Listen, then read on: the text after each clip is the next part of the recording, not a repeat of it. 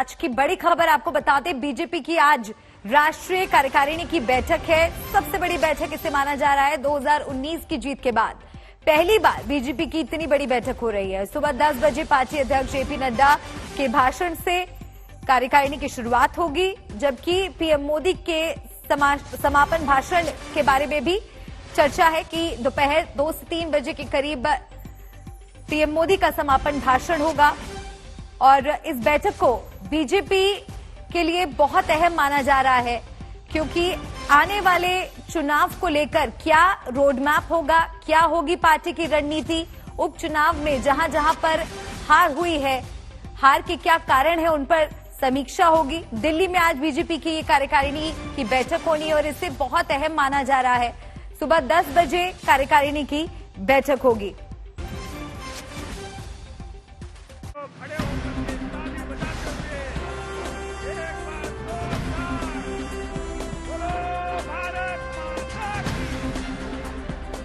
जितना काम वाराणसी में पिछले 7 साल में हुआ है, उतना पिछले कई दशकों में नहीं हुआ। दीदी को फिर से एक बार 24 में प्रधानमंत्री बनाना है तो 22 में फिर एक बार योगी जी को मुख्यमंत्री बनाना है। जो कहा सो करके दिखाया, ये भारतीय जनता पार्टी की पहचान है। 2019 में बीजेपी ने धमाकेदार अंदाज में वापसी की। कमल ऐसा खिला कि विरोधी चारों खाने चित हो गए। इस जबरदस्त जीत के 2 साल बाद बीजेपी की सबसे बड़ी बैठक होने जा रही है। 2019 में मोदी सरकार की वापसी के बाद बीजेपी की पहली राष्ट्रीय कार्यकारिणी में प्रधानमंत्री नरेंद्र मोदी और बीजेपी अध्यक्ष जेपी नड्डा समेत तमाम दिग्गज नेता शिरकत करेंगे। फिर चाहे वो गृह मंत्री अमित शाह हो या फिर रक्षा मंत्री राजनाथ सिंह, वित्त मंत्री निर्मला सीतारमण हो या फिर सड़क परिवहन मंत्री नितिन गडकरी। बीजेपी की राष्ट्रीय कार्यकारिणी दिल्ली के एनडीएमसी कन्वेंशन सेंटर में होगी। ये कार्यकारिणी सुबह 10 बजे से दोपहर 3 बजे तक चलेगी। शुरुआत पार्टी अध्यक्ष जेपी नड्डा के भाषण से होगी, जबकि समापन प्रधानमंत्री नरेंद्र मोदी के भाषण के साथ होगा। गरीबों के हजारों करोड़ रुपए लूटने वाली भ्रष्टाचार की साइकिल, ये भ्रष्टाचार की साइकिल 24 घंटे अलग से चलती रहती थी। दवाई में भ्रष्टाचार, एम्बुलेंस में भ्रष्टाचार, नियुक्ति में भ्रष्टाचार, ट्रांसफर पोस्टिंग में भ्रष्टाचार, इस पूरे खेल में यूपी में कुछ परिवारवादियों का तो खूब भला हुआ। भ्रष्टाचार की साइकिल तो खूब चली, लेकिन उसमें पूर्वांचल और यूपी का सामान्य परिवार पिसता चला गया। बीजेपी राष्ट्रीय कार्यकारिणी में मेन फोकस 5 राज्यों में होने वाले चुनावों के साथ साथ उपचुनाव के नतीजों, केंद्रीय योजनाओं, गरीबों के कार्यक्रम, कोरोना में कार्यकर्ताओं के काम और 100 करोड़ से ज्यादा कोरोना वैक्सीन पर होगा।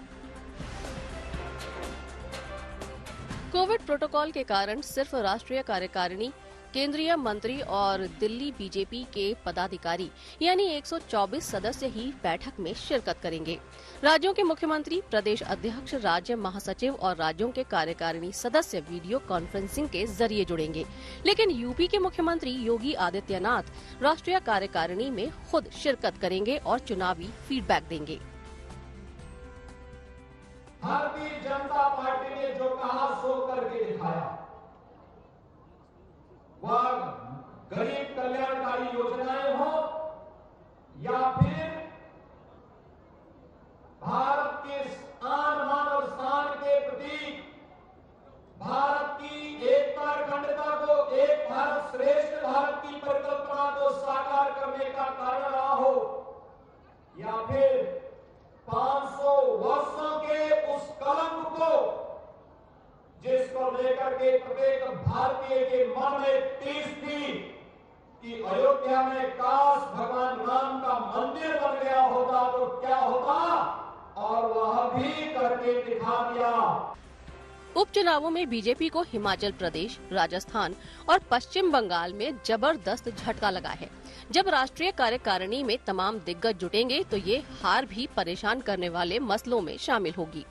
विधानसभा चुनाव में हार के बाद नेताओं का पलायन भी थम नहीं रहा। उपचुनाव में हार ने पार्टी की मुश्किलें और बढ़ा दी हैं।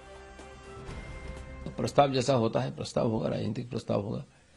आगे 5 प्रदेश का चुनाव है, उसके बारे में भी चर्चा होगा, तैयारी के बारे में। बाकी कुछ सैद्धांतिक बातें, संगठन के बारे में भी चर्चा होगा। राष्ट्रीय कार्यकारिणी में उपचुनाव में हार और 5 राज्यों में चुनाव पर चर्चा तो होगी ही, पर उन मसलों पर भी नजर होगी जो पार्टी को परेशान कर रहे हैं, फिर चाहे वो महंगाई हो या फिर अपनी मांगों पर अड़े किसान। आज तक ब्यूरो। तो सुबह 10 बजे इस बैठक की शुरुआत होगी। उससे जुड़ी तमाम अपडेट आपको हम लगातार देंगे, लेकिन उसके पहले आपको सुना देते हैं बीजेपी महासचिव अरुण सिंह ने बैठक से पहले क्या कुछ कहा। इस बैठक में प्रस्ताव योग पे चर्चा होगी और उसी के साथ साथ आगामी विधानसभा के 5 राज्यों के जो चुनाव होने वाले उस पर विशेष चर्चा होगी और उस पर मंथन होगा। आगामी कार्यक्रम भी इस कार्य समिति में उस पर चर्चा होगी। उसी के साथ साथ जो कोविड के दौरान और वैसे भी हम सबके बीच में नहीं रहे, उनके लिए भी शोक प्रस्ताव पारित होगा। बैठक का समापन देश के यशस्वी प्रधानमंत्री आदरणीय नरेंद्र मोदी जी द्वारा होगा। इसी के साथ साथ जो 5 राज्यों के चुनाव के, जैसे मैंने कहा, उत्तर प्रदेश, उत्तराखंड, मणिपुर, गोवा, पंजाब, इन राज्यों की विशेष चुनाव की तैयारी एवं चर्चा पर मंथन होगा। तो बीजेपी महासचिव अरुण सिंह ने बताया कि कौन कौन से वो मुद्दे होंगे जिन पर आज इस बैठक में समीक्षा होगी, चर्चा होगी। इस बड़ी खबर पर और चर्चा के लिए, जानकारी के लिए रुख करूंगी अपने सहयोगियों का। अशोक सिंघल मेरे साथ जुड़ रहे हैं, साथ ही राहुल श्रीवास्तव भी मेरे साथ जुड़ गए हैं। अशोक, सबसे पहले आपके पास आते हुए, अरुण सिंह ने उन मुद्दों के बारे में तो बता दिया जिन पर चर्चा होगी, लेकिन हाल ही में जो उपचुनाव हुए हैं उनमें हिमाचल और राजस्थान से बीजेपी के लिए अच्छी खबर नहीं आई। ऐसे में ये मुद्दा भी आज की बैठक में काफी अहम हो जाता है, हार के कारणों की समीक्षा होना।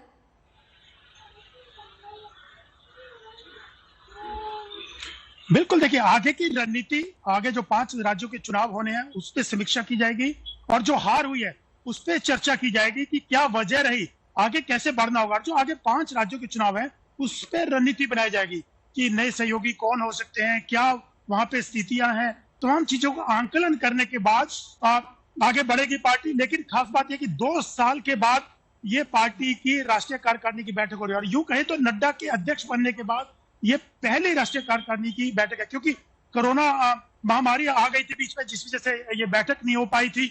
लेकिन आज नड्डा शुरुआती भाषण देंगे, कार्यकर्ताओं का, पार्टी नेताओं का मार्गदर्शन करेंगे। उसके बाद कंक्लूडिंग जो एड्रेस होगा 3 बजे के आसपास, वो प्रधानमंत्री नरेंद्र मोदी का होगा। आगे पार्टी कैसे बढ़ेगी और कैसे मजबूती दी जाएगी पार्टी को, एक प्रस्ताव भी पारित किया जाएगा। जो कोरोना काल में पार्टी ने काम किए हैं और जो महामारी की स्थिति को काबू किया है, उन तमाम मुद्दों पर बातचीत की जाएगी और एक एप्रिसिएशन किया जाएगा सरकार का और पार्टी ने जिस ढंग से आगे बढ़ करके काम किया है। तो ऐसे चुनाव से पहले राष्ट्रीय कार्यकारिणी की बैठक कहीं ना कहीं पार्टी को और मजबूत कैसे बनाया जाए, इन तमाम मुद्दों पर फोकस किया जाएगा।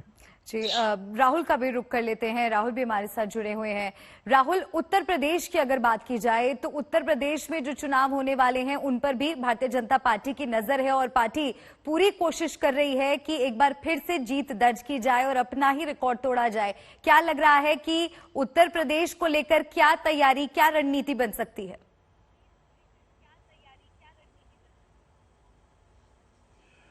देखिए, उत्तर प्रदेश को लेकर के रणनीति जो है वो ये टोटल अगले साल 7 राज्यों में चुनाव होने हैं, जिनमें से ज्यादातर में बीजेपी सत्ता में है। बीजेपी का सत्ता में होना इसलिए जरूरी है, देखिए, एक तो पूरे देश में वर्चस्व बीजेपी का बढ़ता रहता है, उसके अलावा राज्यसभा की सीटों का जिक्र आता है और 2024 के चुनाव हैं। ये जो 2 साल के बाद बैठक लगभग हुई, जैसे अशोक ने बोला, इस पीरियड में बीजेपी ने एक लंबा रास्ता तय किया है। देखिए, इसके बीच में कोरोना महामारी आई है, जिसमें तमाम त्रासदियों के कारण बीजेपी और बीजेपी सरकारों के खिलाफ काफी एंटी इनकम्बेंसी जनता में नाराजगी पैदा हुई। इसके अलावा एक पीरियड ऐसा आया जिसमें सरकार काफी विफल दिखाई दी, सरकारें विफल दिखाई दी, प्रधानमंत्री नरेंद्र मोदी आगे बढ़े, और उसके बाद एक पीरियड आया जिसमें देखिए राम मंदिर का निर्माण है, अभी आपने देखा कि केदारनाथ धाम में मंदिर का निर्माण है, 100 करोड़ वैक्सीनेशन है, प्रधानमंत्री के कुछ विदेश दौरे हैं। तो एक लंबा रास्ता जो तय किया है, जिसमें सरकार, केंद्र सरकार के अचीवमेंट है, नरेंद्र मोदी की पॉपुलैरिटी है, लेकिन पार्टी के लिए परेशानियां हैं। ये जो गैप है, इसको कैसे क्लोज किया जाए जिससे कि चुनावों में बेहतरी हो सके, ये एक बड़ा अटेम्प्ट रहेगा पूरे देश के बीजेपी के कार्यकर्ताओं के लिए। आने वाले कुछ महीनों के लिए चुनावों से पहले एक मैसेज, जिसे कहेंगे कि मुगली घुट्टी जो होती है, वो एक दी जाएगी कि आगे कार्यकर्ता क्या मैसेज लेके जमीन पे जाएगा। जो हार हुई है उसको कैसे ठीक किया जाए, जो जीत हो सकती है उसको कैसे बेहतर किया जाए। अशोक जी, एक बार फिर से आपके पास आते हुए, जो सरकार को इस वक्त परेशान करने वाले मुद्दे 2 सामने नजर आ रहे हैं। एक तो जिस तरह से तेल के दामों में बढ़ोतरी हो रही है, दूसरा किसान आंदोलन लगातार बढ़ता जा रहा है आगे। इन मुद्दों को लेकर भी क्या आज मंथन होगा?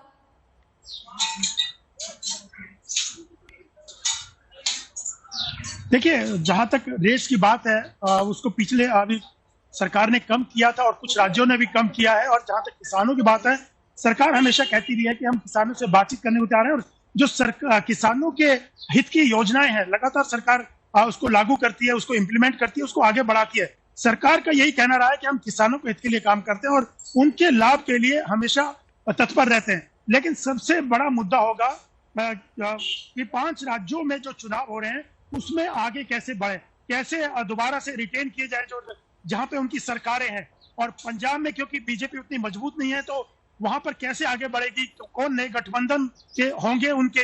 इन तमाम 5 राज्यों की समीक्षा करके वहां पे नए सहयोगियों की तलाश करना और कमियों को दूर करना, ये 5 राज्यों के ऊपर तो समीक्षा होगी। लेकिन बाकी जो सब तत्कालिक मुद्दे हैं जो उनके ऊपर भी चर्चा की जाएगी। और दूसरा, मैं आपको बता दूं, एक प्रस्ताव पारित किया जाएगा जो पहले भी मैंने बताया था, कोरोना को लेकर के, और एक राजनीतिक प्रस्ताव, उसमें सरकार की तारीफ की जाएगी कैसे कोरोना महामारी को टैकल किया गया और जो वैक्सीनेशन किया गया, बड़े लेवल पे वैक्सीनेशन किया, 100 करोड़ से ज्यादा वैक्सीनेशन किया गया है।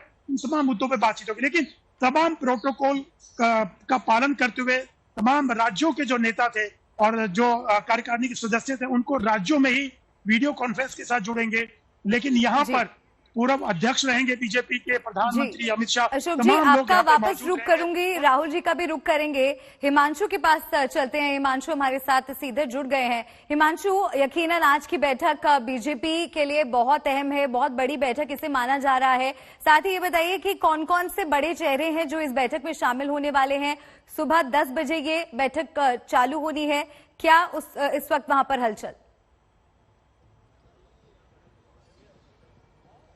देखिए, मैं आपको बता दूं कि प्रधानमंत्री नरेंद्र मोदी, बीजेपी के अध्यक्ष जेपी नड्डा, गृह मंत्री अमित शाह, रक्षा मंत्री राजनाथ सिंह, नितिन गडकरी समेत स्मृति ईरानी, तमाम वो चेहरे जो पार्टी के वो चेहरे हैं जिनके दम पर पार्टी जो है आगे बढ़ती है, वो आज इस बैठक में यहाँ पर मौजूद होंगे। और बाकी जितने पार्टी के जो पदाधिकारी हैं वो भी इस बैठक में रहेंगे। लेकिन सबसे बड़ी बात यह है कि लगभग 1.5 साल बाद ये बैठक आज होने जा रही है बीजेपी राष्ट्रीय कार्यकारिणी की। और जेपी नड्डा जो बीजेपी के राष्ट्रीय अध्यक्ष बने थे जनवरी के अंदर, उनकी अध्यक्षता में ये पहली कार्यकारिणी की बैठक हो रही है। और लगभग 1.5 साल से ज्यादा का समय जो है वो निकल चुका है उनके अध्यक्षीय काल का, उसमें ये पहली राष्ट्रीय कार्यकारिणी की बैठक हो रही है और इसमें 5 राज्यों के विधानसभा चुनावों को लेकर फीडबैक तो लिया ही जाएगा।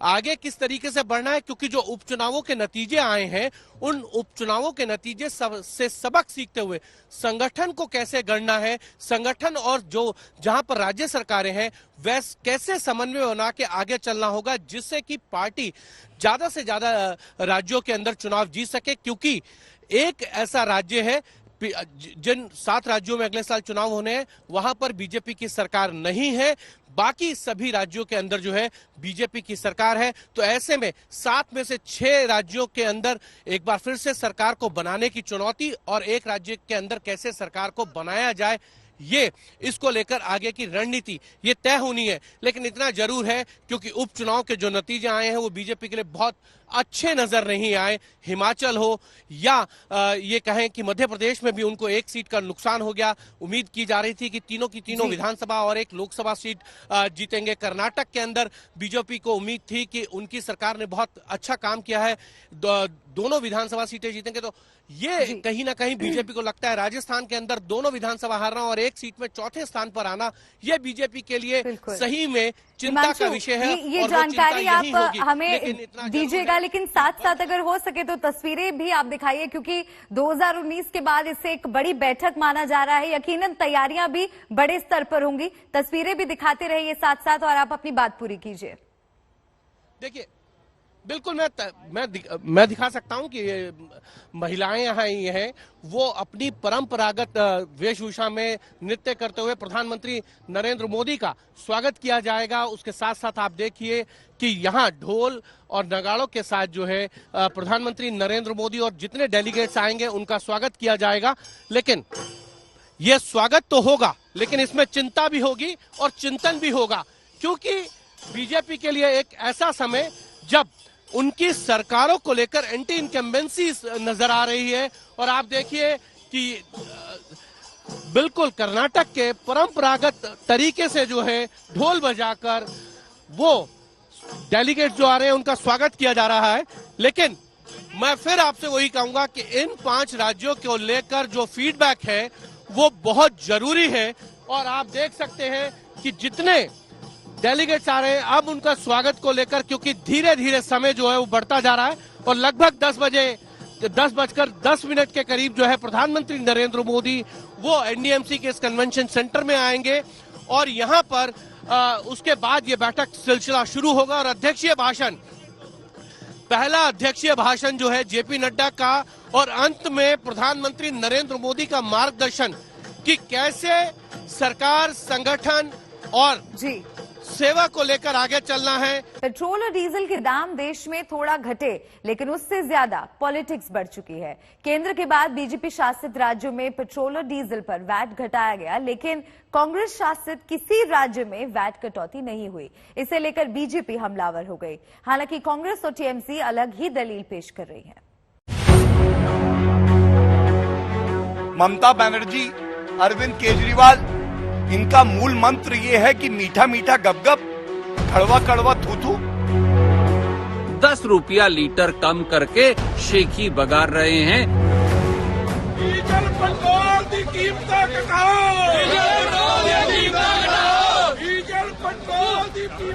पेट्रोल डीजल के दामों की लड़ाई ये सड़क पर आने की तस्वीरें हैं।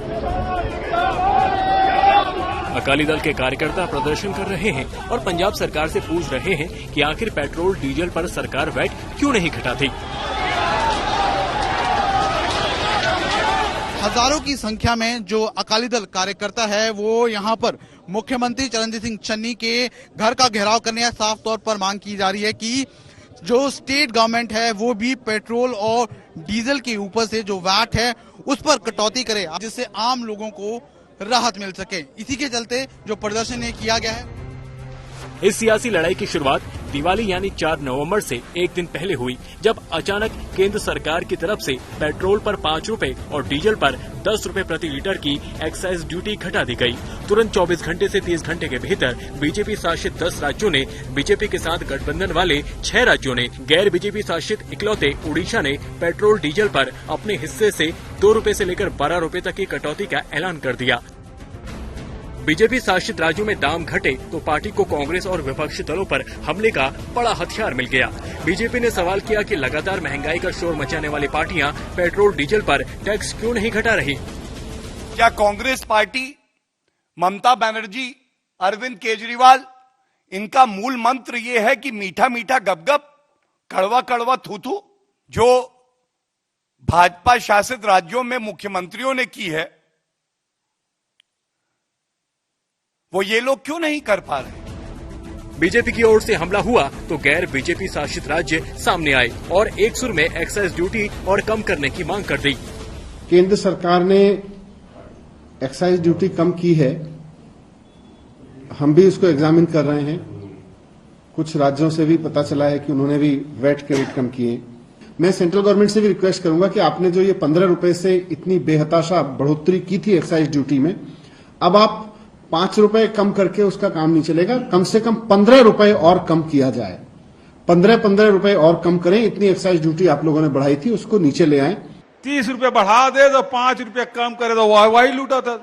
अरे भैया, यूपीए सरकार में केवल 9 रुपया 27 पैसा रही से एक्साइज टैक्स, अब बढ़ा के 30 रुपया 32 रुपया कर दे।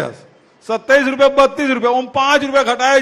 अरे 9 रुपया कर देना रे भैया, 9 रुपया तक के ले आ, पेट्रोल और डीजल के भाव और गिर जाए। विपक्षी दलों की इस दलील का आधार बीते कुछ समय में पेट्रोल और डीजल के बड़े दाम हैं। दरअसल भले ही पेट्रोल पर केंद्र सरकार ने 5 रुपए से डीजल पर 10 रुपए एक्साइज ड्यूटी घटा ली, लेकिन सच्चाई ये भी है कि अक्टूबर महीने में से ही पेट्रोल 8 रुपए और डीजल 8.50 रुपए प्रति लीटर महंगा हो चुका है। सच ये भी है कि पेट्रोल पर पिछले साल एक झटके में एक्साइज ड्यूटी 13 रुपए और डीजल पर करीब 16 रुपए प्रति लीटर तक बढ़ाई गई थी। कुल मिलाकर कहानी ये है कि पेट्रोल डीजल का दाम बढ़े तो राजनीति, घटे तो राजनीति, सब अपना अपना खजाना देखते हैं। जनता की जेब चाहे जैसे जले। आज तक ब्यूरो।